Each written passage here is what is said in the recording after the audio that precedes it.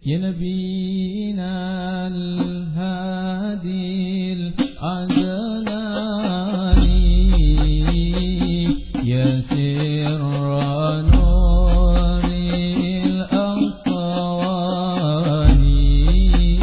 يا نبينا الهادي العدناني يا سر نور الأقواني هاتف عنايا وارعاني عاتف عنايا وارعاني بما أتى في القرآن بما أتى في القرآن يا نبينا الهادي العدناني يا سر نور الأكوان يا نبينا الهادي العدناني. Mari kita membaca hadis Rasulullah sallallahu alaihi wasallam. Qala Rasulullah sallallahu alaihi wasallam, as-siwaku mutahharatun lil fam wa mardatun lirrad. Sahih rawahu Bukhari. Sadaqa Rasulullah sallallahu alaihi wasallam.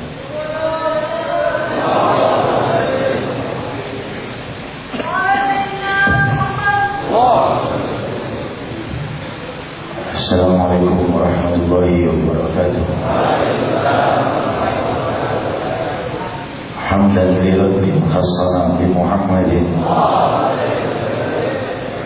wa anqadhana min dhulmatil jahli wad dayajiri. Alhamdulillahilladzi hadana bi'abdihi al-mukhtar man dana إليه بالإذن وقد نادانا لبيك يا من دلنا وحدانا صلى الله وسلم وبارك عليه وعلى آله. الحمد لله الذي جمعنا في هذا المحضر والحمد لله الذي جمعنا في هذه الليلة وفي هذه المناسبة. Limpahan puji kehadirat Allah yang seluruh alam semesta tiada berhenti bergemuruh memuji Allah, yang langit dan bumi tiada berhenti mensucikan dan mengagungkan Allah.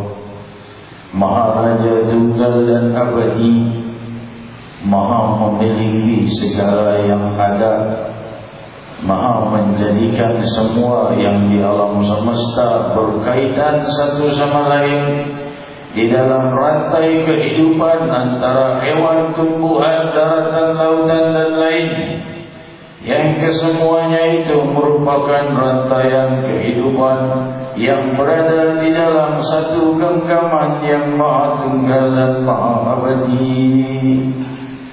Kehidupan dan kematian silih berganti memenuhi permukaan bumi. Berjuta-juta nama diizinkan hidup di atas bumi dan kemudian wafat. Demikian dari generasi ke generasi permukaan bumi dihamparkan Allah untuk keturunan Adam mencapai tujuannya, kembali ke hadirat keridhaan Rabbul Alamin, kembali kepada tujuannya, berjuang mencapai keridhaan Allah. Inilah tujuan penciptaan manusia. Demikianlah Allah Subhanahu wa ta'ala membuat aku dan kalian hidup di muka bumi dengan satu tujuan agar kita mendekat ke hadiratnya, agar memahami keluhurannya, agar mencapai kebahagiaan yang tersimpan di dalam keridhaannya, yang keridhaan Allah berpadu pada tuntunan Sayyidina Muhammad sallallahu wasallam wa baraka alaihi. Beruntunglah mereka yang memahami samudra tuntunan ilahi yang dibawa oleh sang Nabi. Beruntunglah jiwa yang mencintai Rasulullah sallallahu alaihi wasallam. Hadirin hadirat yang dimuliakan Allah, ketika Allah menciptakan langit dan bumi, lalu Allah juga menjadikan surga yang jauh lebih indah dari dunia, dengan segala kemewahannya, dengan segala keindahannya, sebagai lambang kasih sayangnya. Fala ta'lamu nafsun ma ukhfiya lahum min qurrati a'yunin jazaa'an bima kanu ya'malun. Manusia itu tidak mengetahui apa yang disembunyikan Allah untuknya, untuk membalas apa-apa yang ia perbuat. Alangkah indahnya Allah, karena Allah tidak perlu membalas setiap ketaatan, karena ketaatan sudah jelas tidak mampu membayar segala kenikmatan oleh Ad-Dayyan, Al-Malikud Dayyan, Maharaja yang berhutang jasa kepadanya seluruh makhluknya, tiada akan pernah terbayar dengan ketaatan sepanjang waktu dan zaman. Namun Sang Maha Indah menjadikan ketaatan itu ada padanya balasan, demi mengundang hambanya untuk lebih ingin dekat ke hadiratnya. Untuk apa Allah menciptakan pahala? Untuk apa Allah mengingatkan manusia dengan neraka? Agar mereka mendekat ke hadirat Allah. Padahal Allah Maha tidak membutuhkan kita. Demikian samudera keindahan ilahi yang tiada akan pernah kita temukan pada makhluknya, terkecuali Maha Tunggal Rabbul Alamin Subhanahu wa ta'ala.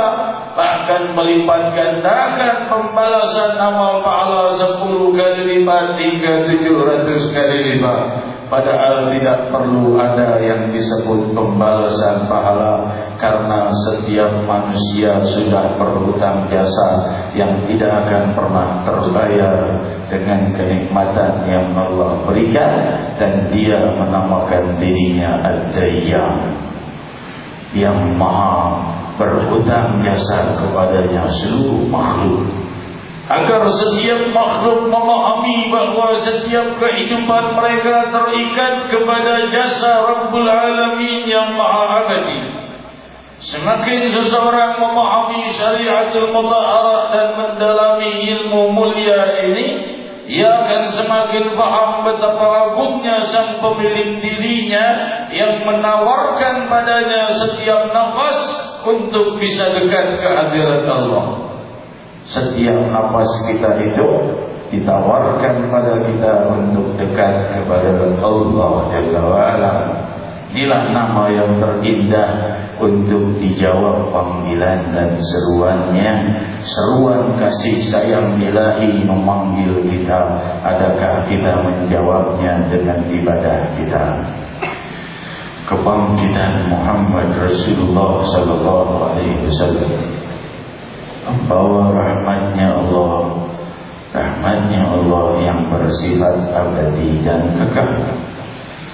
Maka di malam ini kita melihat satu hadis yang membuka gerbang keluhuran tertinggi dari semua gerbang anugerah. Kita memahami anugerah Allah itu surga dan abadi, keabadiannya surga itu. Kita tahu itu anugerah besar. Tetapi diriwayatkan dalam Sahih Al-Bukhari bahwa Rasul sallallahu alaihi wasallam bersabda bahwa Allah berfirman di dalam hadis qudsi, Ketika seseorang, semua penduduk surga sudah masuk ke dalam surga itu, sudah tahu dan merasakan kenikmatannya, sudah tinggal di istana-istana kemewahan yang selalu semakin indah, berubah semakin indah dan semakin indah sepanjang waktu dan saat, Allah memanggil hamba-hambanya. Maukah kalian kuberi yang lebih dari ini? Kata Allah. Hambanya bertanya, lebih? Apalagi anugerah lebih dari ini? Ini sudah surga dengan segala kemewahannya. Dari hadis yang kita dengar riwayat Sahihul Bukhari beberapa waktu yang pernah saya sebutkan, bahwa derajat terendah bagi orang yang terakhir masuk ke dalam surga adalah mendapatkan istana yang luasnya 10 kali lebih besar dari dunia. Wadhalika adnal maqam bil jannah. Itulah derajat yang paling rendah di surga, kata Rasul. Demikian riwayat Sahihul Bukhari. Sang Maha Kaya dan Maha melimpahkan kemuliaan ini, yang derajatnya paling rendah hambanya yang masuk surga itu 10 kali lebih luas dari dunia ini, menawarkan anugerah yang lebih dari itu. Bagaimana kalau yang paling rendah derajatnya, bagaimana yang paling tinggi? Bagaimana megah dan mewahnya istana Sayyidina Muhammad sallallahu alaihi wasallam di yaumul qiyamah. Allah berkata, la utikum ahsan min dzalik. Maukah kalian kuberi lebih dari surga ini? Hamba-hamba yang bertanya, apa wahai Allah yang lebih dari ini? Uhilla alaikum ridwani fala askhab alaikum abadahu abada. Aku halalkan ridho dan cintaku untuk kalian, dan aku jadikan itu abadi untuk kalian, cinta dan restunya Allah. Ternyata cinta dan restunya Allah itu lebih mahal dan lebih agung dari surga dan segala isinya. Bagaimana mendapatkannya? Gerbang tuntunan Nabi Muhammad SAW terbuka bagi kita. Hadis yang kita baca, 1 batang kayu kecil yang tidak seberapa harganya, as-siwak mutahharatun lil fam mardatun lirrabb. Siwak adalah pensuci mulut kita dan membawa keridhaan bagi Allah. Al-Imam Ibn Hajar dalam Fathul Bari di Syarah Sahih Al-Bukhari menjelaskan bahwa Rasul sallallahu alaihi wasallam berkali-kali dan belasan bahkan puluhan bahkan ratusan riwayat yang menyebutkan tentang kemuliaan siwak. Di dalam hadis lainnya riwayat Sahih Al-Bukhari, Rasul bersabda, laula anna syukka ala ummati la amartuhum bisiwak ma'a kulli salatin.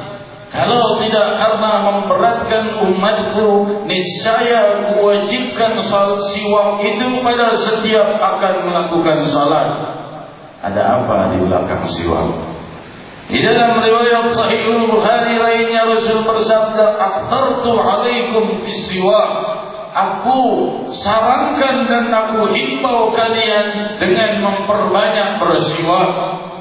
Di dalam riwayat fikih lainnya Rasul bersabda, salat bisiwak tafdul min sab'in salat min duni siwak. Salat dengan memakai siwak sebelumnya pahalanya 70 kali lebih besar, bahkan lebih dari salat tanpa memakai siwak. Ada apa dengan 1 batang kayu terbuat dari pohon siwak ini? Hadirin, ketika Rasul berkata mutahharatun lil fam, pembersih mulut. Kita berkata kalau pembersih mulut, pasta gigi zaman sekarang lebih bisa membersihkan mulut. Tapi kita bertanya, maksudnya ini membersihkan mulut yang bagaimana? Membersihkan mulut dari dosa-dosa. Adakah 1000 pasta gigi di muka bumi bisa menyucikannya? Siwak menyucikan kotoran-kotoran dosa-dosa yang ada di mulut kita. Mana buktinya? Kalimat selanjutnya, mardatun lirrabb, membawa keridhaan bagi Allah Subhanahu wa taala. Jadi yang memakai siwak itu membuka keridhaan Allah. Para ilmuwan kita membuktikan pada kayu siwak itu banyak zat-zat yang bermanfaat bagi manusia. Di antaranya ada zat yang ketika terserap oleh syaraf di gigi dan mulut kita mempengaruhi syaraf otak kita dan menenangkan syaraf otak. Syaraf otak itu menjadi tenang apabila terkena dan terangsang oleh zat yang ada pada kayu siwak. Turun emosinya. Kalau seseorang sudah turun emosinya, terjaga bibirnya, terjaga mulutnya dari mencaci, terjaga mulutnya dari membicarakan aib orang lain, terjaga mulutnya dari memfitnah orang, karena emosi dan hatinya tenang. Demikian hebatnya tuntunan Sayyidina Muhammad SAW yang super modern. Oleh sebab itu beliau bersabda, "Aqtartu alaikum bis-siwak." Aku sunnahkan, aku ajarkan, aku wasiatkan pada kalian untuk banyak memakai siwak. Demikian, karena semakin banyak seseorang memakai siwak, makin tenang pikirannya, makin reda emosinya, dan mutahharatul qalb, mensucikan mulutnya dari dosa-dosa. Kalau mulut itu suci dari dosa, doanya lebih cepat diijabah oleh Allah. Hadirin-hadirat yang dimuliakan Allah, sehingga diriwayatkan dalam Sahih Bukhari ketika Rasulullah SAW di saat beliau wafat pun beliau sedang di pangkuan Sayyidatina Aisyah radhiyallahu anha. Berkata Sayyidatina Aisyah, karena Rasulullah SAW yuhibbu siwak. Rasulullah itu cinta sekali dengan siwak, selalu bersiwak dalam keadaan apapun. Maka saat beliau sudah di sakaratul maut, dahi beliau sudah terus keluar keringat dan beliau dalam demam berhari-hari, seraya melirik siwak di tangan Abdurrahman bin Abi Bakar As-Siddiq radhiyallahu anhu. Siwak dipegang oleh saudara kandungnya Sayyidatina Aisyah, yaitu Abdurrahman bin Abu Bakar As-Siddiq. Ada siwak, Rasul lirik siwak itu. Rasul sudah lemah menanti detik-detik kemangkatannya. Maka Sayyidatina Aisyah yang terus menangis berkata, "Turidu siwak ya Rasulullah?" Kau ingin siwak wahai Rasul? Karena Rasul melirik siwak di tangan Abu Bakar bin Abdurrahman bin Abu Bakar. Rasul mengambil. Maka Aisyah mengambilnya dan membersihkan siwak itu. Setelah bersih diberikan dan Rasul bersiwak. Setelah beliau bersiwak, beliau mengambil air di bejana dan membasuh wajahnya, lalu berkata, "Inna lillahi inna fil mauti sakarat, la ilaha illallah, inna fil mauti sakarat."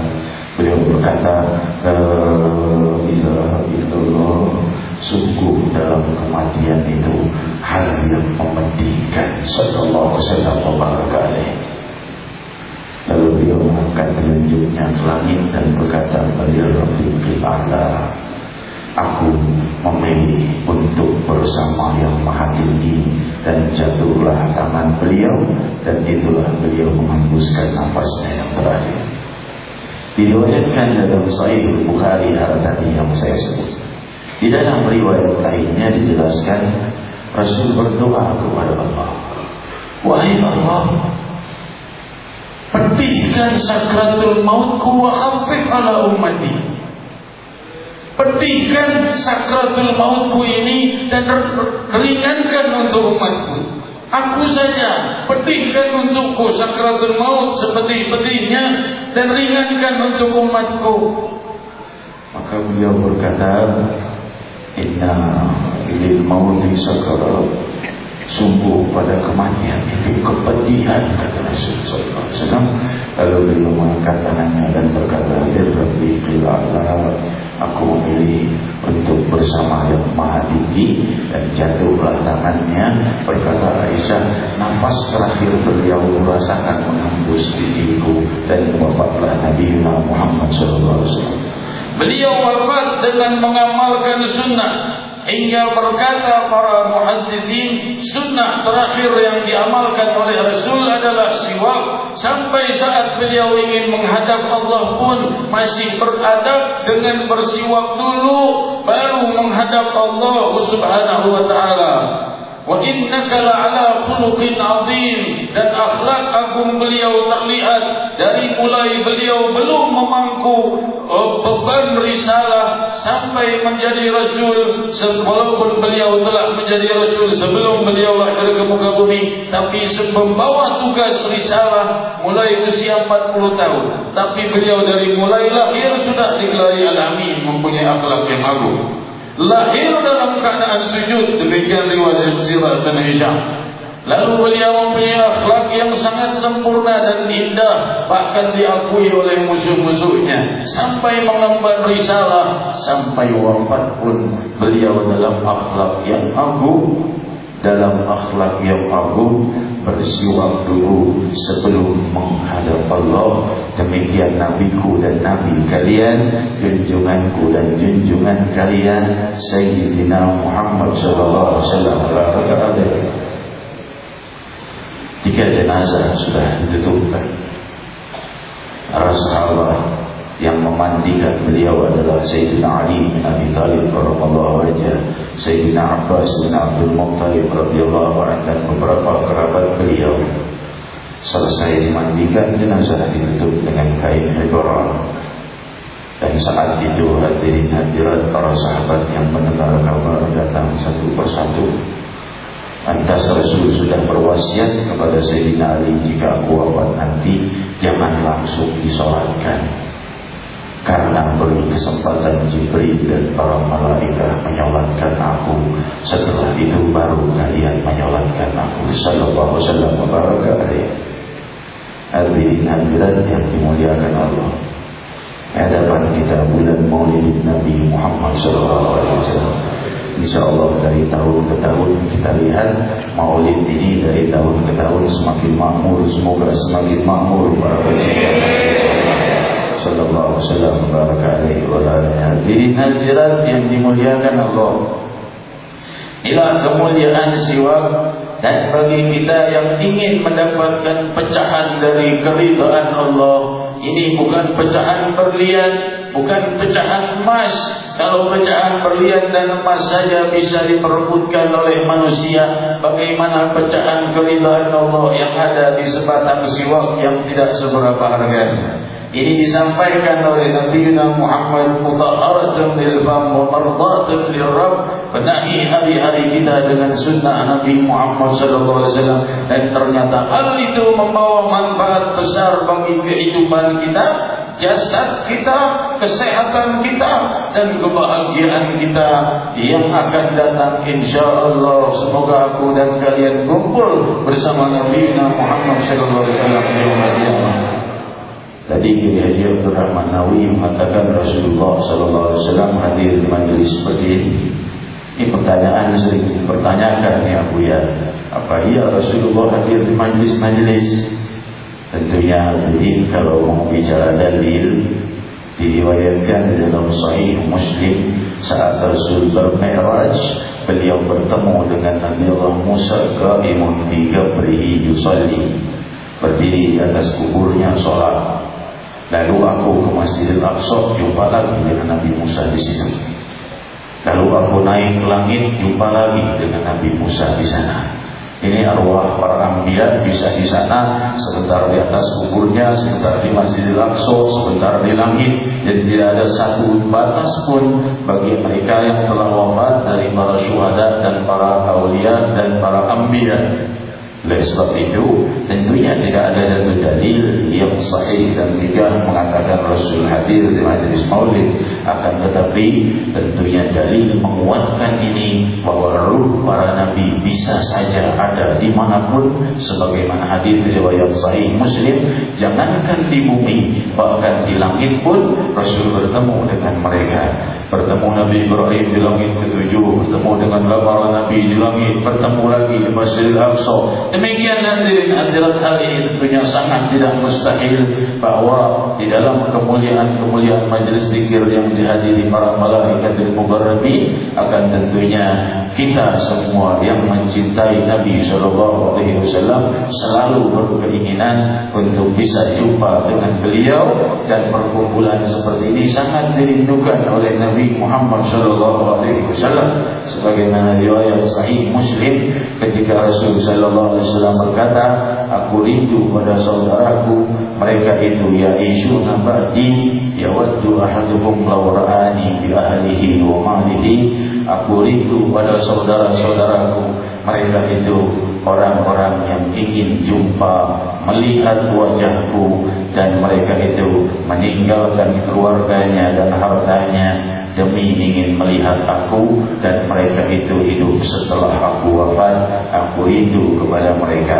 Ini malam kita meninggalkan rumah kita, meninggalkan keluarga, kerjaan kita, duduk di sini. Padahal di sini kita tidak melihat Rasul sallallahu alaihi wasallam. Lebih-lebih lagi kalau seandainya kita melihat Rasulullah sallallahu alaihi wasallam. Sebab itu majelis-majelis seperti inilah, tentunya majelis lain banyak, bukan hanya majelis kita, majelis-majelis kerinduan terhadap Nabi inilah yang dirindukan oleh Rasulullah, yang mengalirkan air mata beliau sallallahu alaihi wasallam baraka alaihi wa alihi.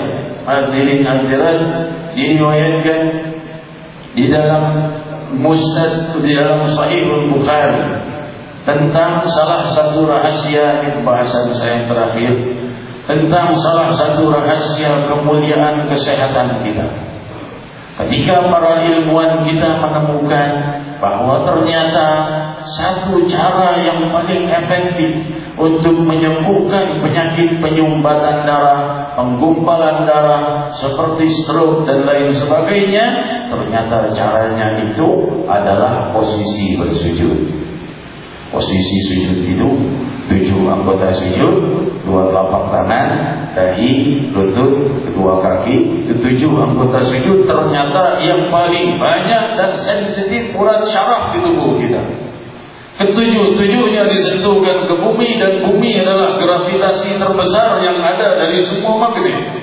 Kita sekarang dengar pengobatan pakai magnet. Ternyata magnet terbesar itu gravitasi bumi, tentunya lebih dari semua magnet, karena bumi adalah magnet terbesar. Jika 7 anggota tubuh itu disentuhkan ke bumi bagian charger yang melancarkan aliran darah di pusat-pusat syaraf, 2 telapak tangan, 2 kaki, 2 lutut, dan di dahi. Lebih dari itu, posisi kepala yang berada di bawah jantung membuat jantung memompa darah, terpompa dengan derasnya ke seluruh urat syaraf di otak, dan itu membuat terbukanya penyumbatan-penyumbatan yang ada di otak manusia. Jadi posisi sujud itu sangat efektif. Makin lama sujud seseorang, makin sehat walafiat ia dari penyakit-penyakit berupa penyumbatan darah. Kita lihat riwayat Sahih Bukhari dijelaskan bahwa Rasulullah SAW itu kalau sholat malam sujudnya seperti membaca 50 ayat. 50 ayat itu kira-kira 10 sampai 15 menit. Posisi seperti itulah yang barangkali kita anggap berat, tapi ternyata justru posisi itu membawa kesehatan bagi tubuh kita, membawa manfaat bagi kita. Inilah ajaran yang paling modern, tuntunan Sayyidina Muhammad SAW. Semakin dalam para ilmuwan mempelajari biologi dan ilmu ini, maka ia akan semakin membuktikan betapa sempurnanya sunnah Sayyidina Muhammad sallallahu alaihi wasallam mubaraka alaihi wa ala alihi. Hadirin hadirat yang dimuliakan Allah, kita mengingat Nabi sallallahu alaihi wasallam yang hanya seseorang, tidak punya apa-apa, tidak punya harta, tidak punya pasukan, tidak punya kedudukan, dan tidak punya sesuatu, dan tetapi punya kekuatan Allah. Rasul sallallahu alaihi wasallam yang hanya seorang ini diutus oleh Allah di permukaan bumi, seorang diri, seorang muslim, dan yang lainnya adalah orang yang menyembah selain Allah. Maka Rasul sallallahu alaihi wasallam di saat itu berdakwah dengan segala keterbatasannya, kan tetapi Allah jadikan beliau orang yang paling sukses dari semua orang yang pernah hidup di muka bumi Allah Subhanahu wa taala. Siapa yang paling sukses? Sayyidina Muhammad sallallahu alaihi wasallam. Kenapa?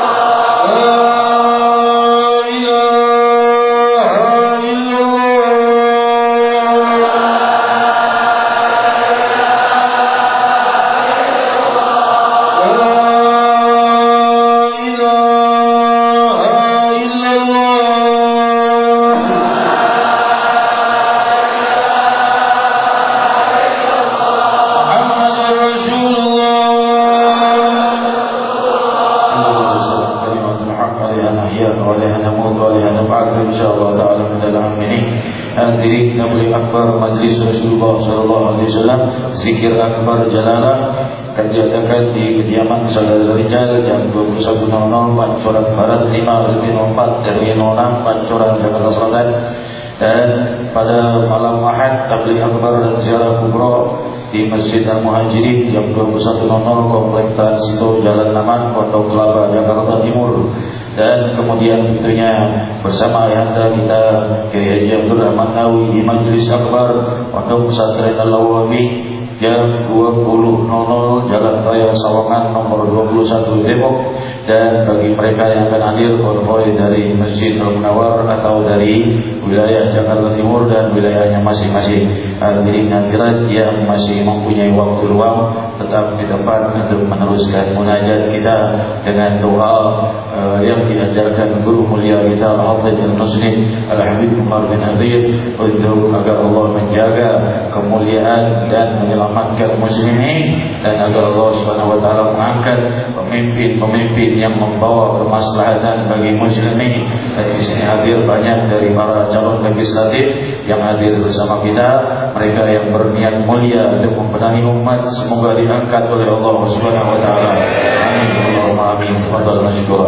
Ya arhamar rahimin, ya arhamar rahimin, ya arhamar rahimin, farij 'alal muslimin, ya arhamar rahimin, ya arhamar rahimin, ya arhamar rahimin, farij 'alal muslimin, ya Rabbana ya Karim, ya Rabbana ya Rahim, antal jawadul halim, wa anta ni'mal mu'in, ya arhamar rahimin, ya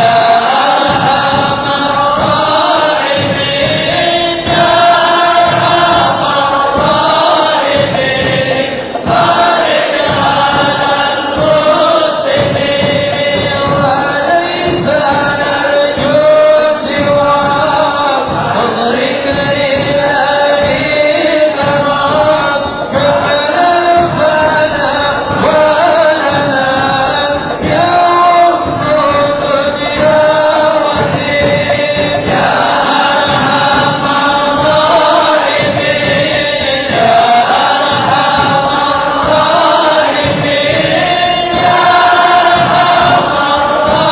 rahimin, farij 'alal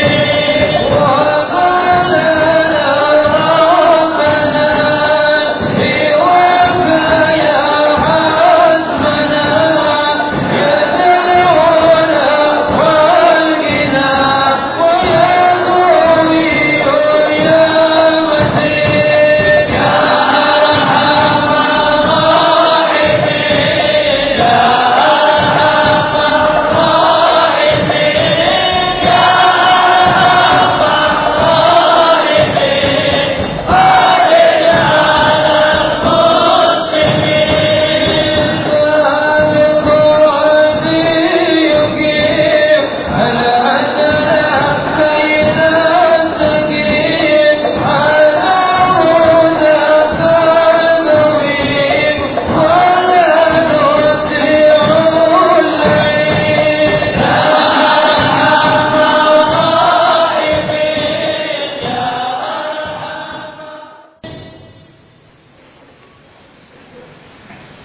Ini guru kita Haji Syafiq Ahmad. Beliau salah seorang yang juga selalu berjuang dalam dakwah. Beliau ini akan mengadakan maulid akbarnya pada malam Ahad yang akan datang bersamaan dengan acara kita, tapi tentunya sebelum acara kita. Ya, jadi yang punya waktu monggo kunjung tafadhal pada maghrib pada isya. Insyaallah saya juga akan kunjung dulu ke majelis beliau, baru meneruskan ke majelis berikutnya malam minggu yang akan datang. Kiai Haji Syafiq Ahmad, semoga dilimpahi kesuksesan acaranya. Dan juga hadirin hadirat yang dimuliakan Allah, pengumuman lain yang telah saya sampaikan, semua saudara-saudara kita yang terkena penyakit di sini banyak meminta doa agar diberi kesembuhan oleh Allah Subhanahu wa taala, yang sedang sakit beri kesembuhan digantikan dengan afiat dan rahmah, dan juga mereka yang wafat agar dimuliakan di alamul barzakh bersama muqarrabin dan siddiqin, dan semua hajat dikabulkan oleh Allah Subhanahu wa taala. Dan doa penutup kita mohonkan kepada Buya Kiai Haji Abdul Rahman Alawi, tafadhal masykuran.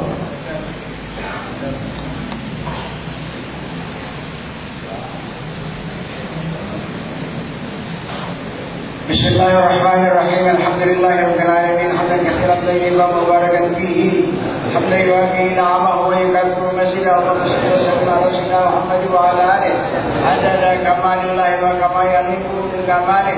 Allahumma la tad'alna fi maqamina hadha dhanban illa ghafarta wa la hamman illa farajta wa la karban illa kasharta wa la ghaiban illa radadta wa la aduwan illa kabatta wa la fasadan illa aslahta wa la khallatan illa sanadta ولا حاجة هي لك رضا ولنا فيها الصلاة إلا قضيتها ويسرتها يا رب العالمين.